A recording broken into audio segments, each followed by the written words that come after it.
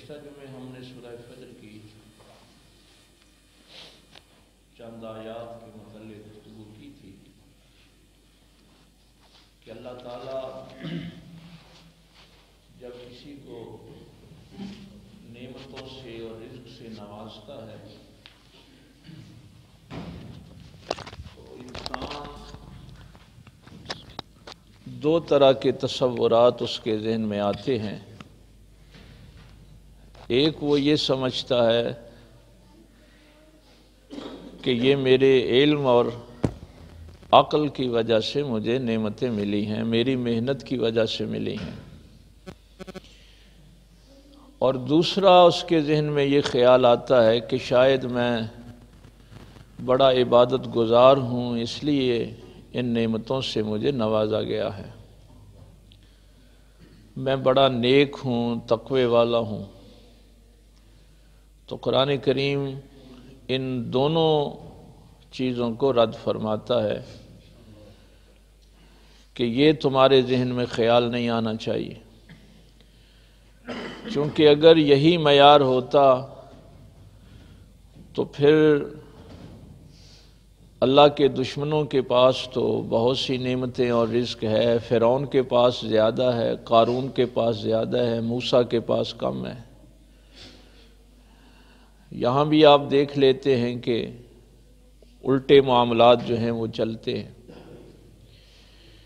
تو یہ تفصیل سے ہم نے گفتگو کی تھی پچھلے جمعے۔ اگلی آیت پہ یہ بات ہوئی تھی کہ اللہ تعالیٰ جب رزق چھین لیتا ہے، تنگ کر دیتا ہے، ابتلا اور آزمائش میں ڈال دیتا ہے، تو پھر کہتے ہیں کہ ہمارے اللہ نے ہماری توہین کی، بے عزتی کی۔ فَيَقُولُ رَبِّ أَهَانَنِ، یہ الفاظ ہیں قرآن کریم، کہتے ہیں کہ ہمارے رب نے ہماری توہین کی۔ كَلَّا بَل لَّا تُكْرِمُونَ الْيَتِيمَ، تو اللہ فرماتا ہے کہ ایسا ہرگز نہیں ہے، بلکہ اصل وجہ یہ ہے کہ تم نے یتیموں کی عزت نہیں کی۔ تو اس دنیا میں اگر کوئی فرد بے عزت ہو رہا ہے، کوئی گھر بے عزت ہو رہا ہے، کوئی معاشرہ بے عزت ہو رہا ہے، کوئی ملک بے عزت ہو رہا ہے، تو اس کی وجہ یہ ہے کہ وہاں یتیموں کو عزت نہیں دی جاتی۔ اس کے لیے میں نے ایک جملہ عرض کیا تھا، آج دہرا دیتا ہوں کہ یہاں اللہ نے یہ نہیں فرمایا کہ وہ یتیموں کو کھانا نہیں دیتے، یتیموں کو لباس نہیں دیتے، فرمایا یتیموں کی عزت نہیں کرتے۔ یہ ہو سکتا ہے کہ تمہارے گھر میں یتیم پل رہا ہو اور تم اس کو کھانا دے رہے ہو، لباس دے رہے ہو، چھت دی ہوئی ہے، لیکن جیسی عزت تمہارے بچوں کی ہے ویسی اس کی عزت نہ ہو۔ تو یہ اللہ تعالیٰ نے اشارہ فرمایا ہے کہ یہ سب کچھ دینے کے بعد یہ دیکھنا کہ کیا یتیم کو عزت بھی دی ہے، احترام بھی دیا ہے۔ وَلَا تَحَاضُّونَ عَلَىٰ طَعَامِ الْمِسْكِينِ، اور آپس میں ایک دوسرے کو یہ نہیں کہتے کہ یار غریبوں کا خیال رکھا کرو، آپس میں ایک دوسرے سے یہ گفتگو ہی نہیں کرتے یہ لوگ کہ یہ جو محتاج طبقہ ہے اس کا بھی خیال رکھا کرو، ان کو کھانا کھلایا کرو، ان کی ضرورتیں پوری کرو۔ وَتَأْكُلُونَ التُّرَاثَ أَكْلًا لَمًّا، یہ وراثت کا مال بھی پورے کا پورا ہی کھا جاتے ہیں۔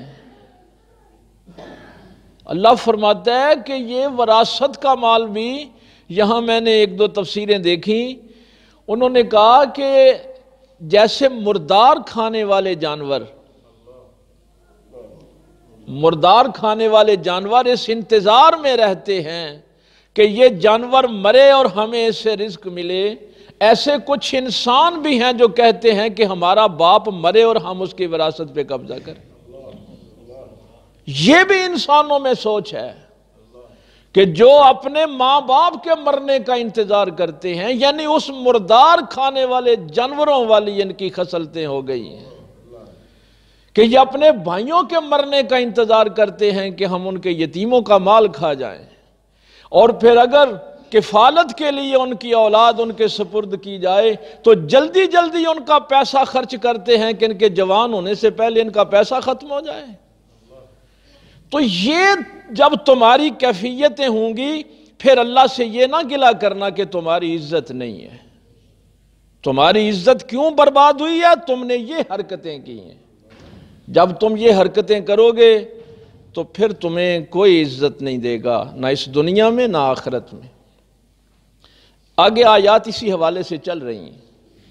میں ایک بات بنیادی پہلے آپ کو عرض کر دوں کہ یہ میرا جسم اس زمین سے لیا گیا ہے اور اس کے اندر روح آسمان سے لی گئی ہے۔ یہ زمین اور آسمان کا ایک اللہ تعالیٰ نے مجموعہ پیدا کیا ہے۔ اب کیا ہوتا ہے کہ یہ جسم زمین سے ہے تو اس کی ضرورتیں بھی زمین ہی پوری کرے گی، روح آسمان سے ہے تو اس کی ضرورتیں بھی آسمان سے پوری ہوں گی۔ بھائی روح کی ضرورتیں زمین نے پوری نہیں کرنی۔ یہ جو ذکر ہو رہا ہے نا کہ یتیموں کا مال کھاتے ہیں، غریبوں سے برا سلوک کرتے ہیں، حتیٰ کہ اپنے ماں باپ کے مرنے کا انتظار کرتے ہیں کہ ہم ان کی وراثت کھا جائیں، ان کا مال کھا جائیں، یہ اصل میں کیا ہے؟ یہ روح کی ضرورت نہیں ہے۔ یہ بنیادی چیز سمجھ لیں۔ شاید میں نے کسی موقع پہ آپ سے میلاد شریف پہ وہ بات عرض کی ہو، بڑی تاریخی بات ہے، آپ نے پڑھی بھی ہوگی، سنی بھی ہوگی، کہ جب وہ یمن کا بادشاہ طبا بی بی نکلا تھا تو نبی پاک صلی اللہ علیہ وسلم کی ڈاچی بھی پتہ ہے نا، حضرت ایوب انصاری کے گھر کے سامنے بیٹھی تھی، تو وہ گھر اس بادشاہ نے 1000 سال پہلے بنوایا تھا۔ وہ ایک لمبی کہانی ہے، میں نے وہ نہیں آج آپ کے سامنے عرض کرنی۔ تو یہ جب نکلا تھا 10,000 لشکر کے ساتھ تو پہلے یہ مکہ پہنچا تھا، تو وہ جہاں جاتا تھا 10,000 کا لشکر، لوگ اس دور میں بھائی 10,000 بڑی تعداد ہوتی تھی، لوگ دیکھنے آتے، بادشاہ کی شان و شوکت اور بڑا کمال اس کا۔ تو جب وہ مکہ پاک میں آیا تو مکہ کے لوگوں نے کوئی رسپانس نہ دیا اسے، تو بڑا پریشان ہوا کہ میرے جاہ و جلال اور میری شان و شوکت کے سامنے مکہ والے جو ہیں انہوں نے کوئی مجھے عزت نہیں دی، میرا استقبال نہیں کیا۔ تو 1000 علماء اس کے ساتھ تھے، اس نے وہ جو سب سے بڑا عالم تھا اس کو بلایا اور پوچھا کہ یہ مکے والے لوگ جو ہیں ان پہ ہمارا کوئی اثر نہیں ہوا؟ تو اس نے کہا کہ یہاں اللہ کا گھر ہے، بیت اللہ شریف ہے، تو یہاں لاکھوں لوگ آتے ہیں طواف کرنے کے لیے، وہ 10,000 کو کیا سمجھتے ہیں؟ تیرے لیے تو یہ 10,000 بڑی بات ہوگی، لیکن یہاں تو ہر سال لاکھوں لوگ آتے ہیں اس کعبے کا طواف کرنے کے لیے، اور پھر وہ مکہ والوں کی خدمت بھی کر کے جاتے ہیں۔ جو حج کرنے آتے ہیں وہ ان کی خدمت بھی، یہ تیل تو کل کی بات ہے، یہاں سے بھی جو حاجی جاتے تھے ان کی خدمت کر کے آتے تھے۔ یہ 1980 تک مجھے پتہ ہے یہی صورتحال تھی۔ تو بادشاہ کے دل میں یہ خیال آیا کہ میں اس گھر کو مسمار کروا دوں، ختم کروا دوں۔ جو ہی اس نے یہ سوچا تو اس کی ناک اور منہ سے خون بہنا شروع ہو گیا، بڑا بدبودار، پریشان ہو گیا۔ تو ظاہر بادشاہ کے حکیم اور طبیب ساتھ تھے، انہوں نے علاج کیا، دوائی دی، لیکن افاقہ نہ ہوا۔ اس نے پھر اس عالم کو بلایا، میں نے صرف آج یہ اس عالم کا جملہ آپ کو ہدیہ کرنا تھا۔ اس عالم نے کہا کہ یہ بیماری، یہ مرض آسمانی ہے اور اس کا علاج زمینی کیا جا رہا ہے۔ حکیم جو علاج کر رہے ہیں وہ تیرے جسم کا کر رہے ہیں، زمینی علاج کر رہے ہیں، اور تیرا مرض زمینی نہیں ہے، یہ آسمانی ہے۔ تو جب مرض روح کو لگتا ہے تو اس کا علاج پھر زمینی نہیں ہوتا۔ یہ جتنے مرض ہیں یہ آسمانی لگے ہوئے ہیں اس قوم کو۔ تو بادشاہ نے کہا کہ اس کا کیا مطلب ہے؟ اس نے کہا کہ تیری روح نے کوئی گستاخی کی ہے، یہ زمین کے علاج سے اس کو کوئی افاقہ نہیں ہوگا۔ تو پھر اس نے توبہ کی، اس نے کہا کہ میں یہ خیال جو ہے واقعی میرے دل میں آیا تھا، اور پھر وہ شفا یاب ہو گیا۔ تو یہ ذہن میں رہے کہ جب میری روح کی ضرورت ہی زمین سے پوری نہیں ہوتی، بھائی روح آسمانی چیز ہے، اس کو غذا بھی اس قرآن کی صورت میں آسمان سے آئی ہے، اللہ کے ذکر کی صورت میں آسمان سے آئی ہے، اور اگر یہ بیمار ہو جائے تو اس کا علاج بھی توبہ ہے، یہ زمینی علاج اس کے کام نہیں آتے۔ اب یہ جو بات ہے یہ پکی ذہن میں کل بھی دوستوں کو پتہ ہے گجرانوالہ میں تھا، صاحب ادھر ہی تھے، راستے میں کافی لوگ ملے، انڈیا ہمیں جی بڑی دھمکیاں دے رہا ہے، ہمیں امریکہ بڑی دھمکیاں دے رہا ہے، ہم خوف کے عالم میں ہیں۔ بھائی کیوں خوف کے عالم میں ہیں؟ یہ بات یاد رکھنا، یہ دونوں بڑے عذاب ہیں اللہ کے، ایک بھوک اور ایک خوف۔ اللہ تعالیٰ جس قوم پہ راضی ہوتا ہے ان سے یہ دونوں عذاب اٹھا لیتا ہے، نہ اس قوم کو بھوکا مرنے دیتا ہے، نہ اس پہ خوف طاری ہونے دیتا ہے۔ اسی لیے اللہ نے اپنے ولیوں کی بھی یہی نشانی بتائی ہے کہ الا ان اولیاء اللہ لا خوف علیہم ولا هم یحزنون۔ اللہ کا جو ولی ہوتا ہے اس کی نشانی یہی ہے کہ اس کو خوف نہیں ہوتا، چونکہ خوف اللہ کا عذاب ہے۔ اور قریش سے بھی میرے اللہ نے پتہ کیا فرمایا تھا؟ لِإِلَافِ قُرَيْشٍ إِلَافِهِمْ رِحْلَةَ الشِّتَاءِ وَالصَّيْفِ فَلْيَعْبُدُوا رَبَّ هَٰذَا الْبَيْتِ الَّذِي أَطْعَمَهُم مِّن جُوعٍ وَآمَنَهُم مِّن خَوْفٍ۔ میرے اللہ نے فرمایا تھا قریش یہ جو بیت اللہ شریف ہے اس گھر کے رب کی عبادت کیا کرو۔ عبادت کیوں کرو؟ انہی دونوں نعمتوں کا ذکر کیا۔ فَلْيَعْبُدُوا رَبَّ هَٰذَا الْبَيْتِ، اس گھر کے رب کی عبادت کرو۔ أَطْعَمَهُم مِّن جُوعٍ، اس لیے کہ وہ بھوک میں تمہیں کھانا کھلاتا ہے، اس نے تمہیں کھانا دیا بھوک میں۔ وَآمَنَهُم مِّن خَوْفٍ، اور خوف کی حالت میں تمہیں امن عطا کیا۔ اب یہ میں جو آپ سے کہتا رہتا ہوں اس لیے عرض کرتا ہوں آپ سے کہ آپ کی فصل پکی ہوئی تھی، پانی کھڑا ہو گیا، مشینیں آپ کی بے بس ہو گئیں۔ کئی جگہوں پہ میں تو روز نکلتا ہوں، فصل کاٹی نہیں جا سکی، جو کاٹی گئی بس ایسے ہی کاٹی گئی، اور آگے گندم کی بوائی نہیں ہو سکی۔ جب اس طرح کے آسمان سے آثار آتے ہیں تو پھر یاد کیا کرو کہ کہیں تم نے یتیموں کی بے عزتی تو نہیں کی، اور پھر اوپر سے تمہارے اوپر انڈیا کا خوف طاری کر دیا جائے اور ممالک کا خوف طاری کر دیا جائے، تو یہ دونوں اصل میں اللہ، یہ مت کہا کریں کہ ہمارا فلاں دشمن ہے، ہم اپنے خود دشمن ہیں۔ بھائی ہمارا اور کوئی دشمن نہیں، ہم اپنے آپ کے خود بڑے دشمن ہیں۔ قرآن کیا کہتا ہے؟ وَمَن لَّمْ يَحْكُم بِمَا أَنزَلَ اللَّهُ فَأُولَٰئِكَ هُمُ الْكَافِرُونَ۔ ہائے ہائے ہائے، جس نے بھی اس قرآن کے خلاف جو اللہ نے نازل کیا ہے، اس قرآن کے خلاف فیصلہ کیا، اللہ کے حکم کے خلاف فیصلہ کیا، وہی کافر ہے۔ جس نے اس اللہ کی نازل کردہ کتاب کی مخالفت کی وہی ظالم ہے۔ لم یحکم بما انزل اللہ فاولئک هم الفاسقون، وہی بے دین ہے جو اس قرآن کے خلاف فیصلے کرتا ہے۔ قرآن کیا کہہ رہا ہے؟ قرآن کہتا ہے کہ جو یتیموں کا مال کھاتا ہے وہ اپنے پیٹ میں سانپ بھرتا ہے۔ زندہ سانپ بھر رہا ہے اپنے پیٹ میں، جو اپنے بھائیوں کا ناجائز مال کھاتا ہے وہ بچھو اور سانپ اپنے پیٹ میں بھر رہا ہے۔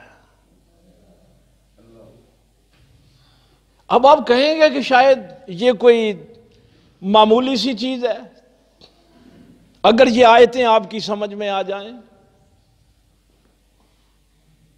کہ یہ میرا مرض جو ہے یہ آسمانی ہے، پھر اس نے بادشاہ نے بھائی توبہ ایسی کی، جب یہ مدینہ پاک آیا تو وہاں کے لوگوں کے پھر حالات دیکھے تو اس نے پھر علماء کو بلا کے پوچھا کہ یہ جگہ تو بڑی کمال کی ہے، انہوں نے کہا کہ یہاں نبی آخر الزمان تشریف لائیں گے۔ پھر اس 1000 علماء تھے اس کے ساتھ، اس میں سے 400 نے تو کہا کہ ہم اب یہیں رہیں گے، ہم نے نہیں جانا بادشاہ کے ساتھ۔ پھر اس نے ان 400 علماء کے لیے وہاں مکانات بنوائے، اور وہ جو بڑا عالم تھا جس نے کہا تھا کہ یہ مرض آسمانی ہے، اس کے لیے 2 منزلہ مکان بنوایا، اور پھر وہ اپنا خط جو اس کو دیا کہ نبی آخر الزمان تشریف لائیں گے تو یہ میرا خط ان کو دینا کہ میں سب سے پہلے آپ پہ ایمان لانے والا ہوں۔ اور وہ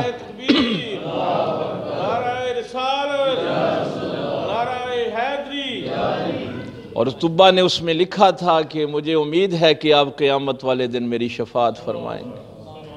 وہاں کچھ لوگوں نے کہا، اس وقت بھی کہا، کہ اگر وہ تمہاری ان 400 علماء سے کہ تم بادشاہ کے ساتھ جانے سے انکار کر رہے ہو، اگر وہ تمہاری زندگی میں نبی نہ آئے تو تم تو بادشاہ سے بھی دور ہو گئے۔ بڑا کمال کا جملہ تاریخ میں ان کا لکھا ہوا ہے۔ انہوں نے کہا کہ پھر ہم یہاں مر جائیں گے، ہماری قبریں بن جائیں گی، وہ نبی جب یہاں چلیں گے تو ان کے قدموں کی دھوڑ ہماری قبروں کو نصیب ہو جائے گی۔ تو وہ خط جو تھا وہ حضرت ابو ایوب انصاری کے ذریعے سے میرے نبی پاک صلی اللہ علیہ وسلم تک پہنچا تھا۔ اب ان کی یہ کیفیت تھی کہ کاش وہ نبی ہمیں ملے اور ہم ان کے نظام کے تحت زندگی گزاریں۔ خواہش یہ تھی کہ نبی آخر الزمان ہمیں مل جائیں اور وہ جو اللہ کا نظام لے کے آئیں ہم اس نظام کے تحت اپنی زندگی گزاریں۔ اور ہماری بدبختی یہ ہے کہ قرآن ہمارے پاس موجود ہے، نبی کی سنت ہمارے پاس موجود ہے، اور ہمیں یہ نظام پسند ہی نہیں ہے۔ ہمیں اللہ رسول کے نظام کہ ہم باغی ہو گئے۔ مجھے یہ بتائیں، یہی آیت اپنے ذہن میں رکھیں، کلا بلا تکرمون الیتیم، ہرگز نہیں، انہوں نے یتیموں کی تکریم نہیں کی، عزت نہیں کی، بس یہی سوچتے رہے کہ یتیموں کا مال کھا جائیں۔ میرا بہت دل دکھا ہے کل سے جب میں نے وہ رپورٹ دیکھی انکم سپورٹ پروگرام کی کہ 8 لاکھ لوگ وہ ہیں جو بیرون ملک سفر کرتے ہیں جہازوں پہ، اور وہ زکوٰۃ کا مال جو یتیموں کے لیے ہے وہ جہازوں والے کھا جاتے ہیں۔ وہ بڑی بڑی کاروں والے یتیموں کا مال کھاتے ہیں، وہ بڑی بڑی کوٹھیوں والے یتیموں کا مال کھاتے ہیں۔ چند سال قبل میں ایک ہاسپٹل میں گیا، وہاں وہ MS میرے جاننے والے تھے، میں نے ان سے یہ بات، چونکہ وہاں مریض رل رہے تھے، تو میں نے ان سے کہا کہ آپ ان کے لیے بیت المال سے کوئی انتظام کیوں نہیں کرتے؟ تو انہوں نے ہنس کے کہا کہ بیت المال ان غریبوں کے لیے نہیں ہے، یہ جو وزراء اور ہماری ایلیٹ ہے وہ جو بیرون ملک علاج کرواتے ہیں اسی بیت المال سے کرواتے ہیں۔ اور پھر یہ جو یتیم خانوں کی بچیوں کے ساتھ ہم نے حال کیا، اور کیا سمجھتے ہیں کہ انڈیا ہمیں دھمکیاں دے رہا ہے؟ کتنے لوگ ہیں جنہوں نے اٹھ کے اس ظلم کے خلاف آواز بلند کی ہے؟ کتنے آستانوں سے آواز اٹھی ہے؟ میں تو حیران ہوں اگلے دن سن کے کہ اسمبلی میں اس وقت ہمارے 60 سے لے کے 70 جو MNA ہیں وہ آستانوں کے پیر ہیں، وہ نون لیگ سے ہیں یا پیپلز پارٹی سے ہیں یا عمران خان کی پارٹی سے ہیں، ان میں سے علماء کی کتنی تعداد ہے؟ کتنے دردے ہوئے ہیں ان یتیموں کے لیے؟ کتنے علماء نے اپنی مساجد میں یہ بحث کی ہے؟ کتنی عوام نے اٹھ کے یہ احتجاج کیا ہے؟ اور پھر کہتے ہیں کہ انڈیا ہمیں دھمکیاں دیتا ہے، ہمیں امریکہ دھمکیاں دیتا ہے۔ قرآن کہہ رہا ہے نہیں، اصل میں تم نے یتیموں کی عزت نہیں کی، تم نے غریبوں کی غربت کا مذاق اڑایا ہے، تم وراثت کا سارا مال کھانا چاہتے ہو۔ مجھے تو یقین جانیے وہ اقبال کا وہ جواب شکوہ والا جو شعر ہے نا، جہاں اللہ تعالیٰ کی طرف سے پھر وہ جواب لکھتا ہے، وہ کہتے ہیں تمہاری اوقات کیا ہے؟ جس کو آتا نہیں کوئی فن تم ہو، بیچ کھائے ہیں اسلاف کے مدفن تم ہو۔ جو قوم یہ سوچے کہ ہم اپنے بزرگوں کی قبروں سے چندے وصول کر کے کھائیں گے، رزق حلال نہیں کھائیں گے، اس قوم کو کیا پتا غیرت کیا ہوتی ہے؟ یہ درباروں پہ اس لیے ہم نے چندے لگائے ہوئے ہیں کہ ہمیں کام نہ کرنا پڑے۔ اب وہ لوگ کیا یتیموں کے حق میں آواز اٹھائیں گے؟ غریبوں کے لیے آواز اٹھائیں گے؟ تو جب ہماری عوام کا یہ حال ہو جائے گا، ہمارے یتیم خانوں میں بچیوں کو ذلیل کیا جائے گا، ہمارے بیت المال سے امراء کو، اور پھر مجھے ایک اور بڑی خبر ملی کہ یہ جو گورنمنٹ کی طرف سے حج کرنے کے لیے جاتے ہیں وہ بھی اسی مال سے جاتے ہیں، اور پھر آپ پتہ بچ کیوں نہیں سکتے؟ وہ جو پچھلے سے پچھلے جمعے میں نے 13 تاریخ والے جمعہ میں عرض کیا تھا، اس لیے کہ ہم نے پھر انہی باغیوں کے لیے نعرے لگائے۔ اب تو آپ نے فیصلہ پڑھ لیا نا کہ جو آئین سے بغاوت کرے گا اس کی لاش کو بھی گھسیٹو اور اس کو ڈی چوک پہ 3 دن لٹکائے رکھو، اس لیے کہ اس نے آئین توڑا ہے۔ یہی قرآن کہہ رہا ہے کہ جس نے یتیم کا مال کھایا ہے اس نے اس آئین کو توڑا ہے۔ یہ ایک آئین کی کتاب ہے نا، یہ اللہ کا آئین ہے۔ جو بے نماز ہے وہ اللہ کا آئین توڑتا ہے، جو کسی کو گالی دیتا ہے وہ اللہ کا آئین توڑتا ہے۔ تیرے ملک کی اسمبلی کے بنائے ہوئے آئین کو توڑے تو وہ قابل عزت نہیں ہے، اور جو معاشرہ ہر وقت میرے اللہ کا آئین توڑے اس کو عزت ملنی چاہیے۔ وہ معاشرہ قابل عزت ہے جو جھوٹوں کے ساتھ کھڑا ہوتا ہے، جو حق والوں کا مذاق اڑاتا ہے، جو رزق حرام کما کے فخر محسوس کرتا ہے۔ اب تو یہ آپ نے قانون پڑھ لیا نا کہ جو کسی ملک کا آئین توڑے وہ غدار ہوتا ہے، اور جو اس آئین کو توڑے، اللہ کے آئین کو توڑے، اور پھر وہ قوم کہے کہ ہمیں عزت ملے گی، نہیں، میرے اللہ نے یہ واضح حکم قرآن میں دے دیا ہے کہ ہم نے مہلت دی تھی آپ کو، لیکن آپ نے اس مہلت کا مذاق اڑایا ہے، آپ نے اللہ کے آئین کا مذاق اڑایا ہے۔ اب کیا ہوگا؟ من یرتد منکم عن دینہ، اگر تم اس دین سے ارتداد اختیار کرو گے، اس کتاب کے خلاف چلو گے، زندگی گزارو گے، فَسَوْفَ يَأْتِ اللَّهُ بِقَوْمٍ يُحِبُّهُمْ وَيُحِبُّونَهُ، پھر اللہ تعالیٰ تمہاری جگہ کوئی اور قوم لے آئے گا۔ اللہ کو وہ قوم نہیں چاہیے جو اس کے آئین کو توڑے، کھائے اللہ کا اور اسی کے نظام کے خلاف کھڑی ہو جائے۔ اللہ تمہاری جگہ کوئی اور قوم لے آئے گا۔ جو علامہ اقبال نے فرمایا تھا نا، تاتاری آئے تھے منگول سے، جنہوں نے بغداد کی اینٹ سے اینٹ بجا دی تھی، 1,00,000 مسلمانوں کے سر کاٹ کے مینار بنایا تھا ہلاکو خان نے۔ لیکن بڑی عجیب بات میں آپ کو سناؤں، مدرسے اس نے برباد کر دیے، آستانے۔ یہ مت سمجھیں یہ جو مولوی سمجھتے ہیں کہ ہم شاید نیوے نیوے ہو کے نکل جائیں گے، یا جو یہ پیر ہیں یہ نکل جائیں گے۔ اس نے کوئی آستانہ نہیں چھوڑا تھا، کوئی مدرسہ نہیں چھوڑا تھا۔ دریا کا پانی جو تھا اس وقت، یہ کتابیں چونکہ وہ سیاہی سے لکھی جاتی تھی، دریا کا پانی سیاہ ہو گیا تھا، اس نے کتابیں پھینک دی تھیں۔ ہائے، لیکن قیدیوں میں خواجہ ابو الحسن خرقانی رحمۃ اللہ تعالی علیہ بھی تھے۔ بڑے آستانے برباد ہوئے تھے۔ خواجہ ابو الحسن خرقانی کے متعلق بھی ہلاکو خان نے فیصلہ کیا کہ ان کو بھی قتل کروا دیا جائے۔ اللہ کے ولی کو تو خوف نہیں ہوتا نا، وہ زندگی اللہ کی، چونکہ وہ حق کے لیے آواز بلند کرتے رہے تھے۔ میں آپ کو اس لیے کہتا ہوں، آپ حق کے لیے آواز، یہ عذاب سے پھر وہی بچ سکتا ہے جو اللہ کے نظام کے ساتھ کھڑا ہوگا۔ ایک وزیر، ہلاکو خان کا وزیر کھڑا ہو گیا، اس نے کہا میں خواجہ ابو الحسن خرقانی کو سزا نہیں ہونے دوں گا۔ ہلاکو خان نے کہا وہ کیوں؟ یہ تو مسلمانوں کا بڑا لیڈر ہے۔ اس نے کہا یہ غریبوں کو کھانا کھلاتا ہے،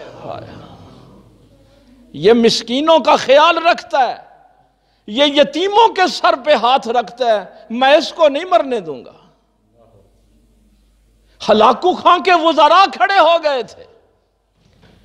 اس نے ایک سوال کیا، ہلاکو خان نے اپنے وزیر سے سوال کیا، کہنے لگا بڑی اچھی بات ہے، غریبوں کو کھانا کھلاتا ہے، یتیموں کی عزت کرتا ہے، لیکن اپنوں کی کرتا ہے کہ غیروں کی بھی کرتا ہے؟ بھائی بڑھیا سوال اس نے کیا کہ صرف مسلمان یتیموں کی عزت کرتا ہے، مسلمانوں کے بچوں کو اپنے آستانے پہ رکھتا ہے، مسلمانوں کے بچوں کو ہی یتیم سمجھتا ہے۔ ان وزیروں نے کہا نہیں بادشاہ تجھے غلطی لگی، ان کے قرآن میں یتیم کا ذکر ہے، مسلمان اور کافر کا ذکر نہیں ہے۔ یہ یتیم کا احترام کرتے ہیں، یہ نہیں پوچھتے کہ یہ بچہ مسلمان ہے یا کافر ہے۔ تو پھر اسی ہلاکو خان کے پوتے کو اللہ نے اسلام کی توفیق دی، اور اقبال نے کہا کہ پاسباں مل گئے کعبے کو صنم خانوں سے۔ اللہ کا یہ چھٹے پارے کی آیت آپ کو سنا رہا ہوں، یہ اللہ کا فیصلہ ہے۔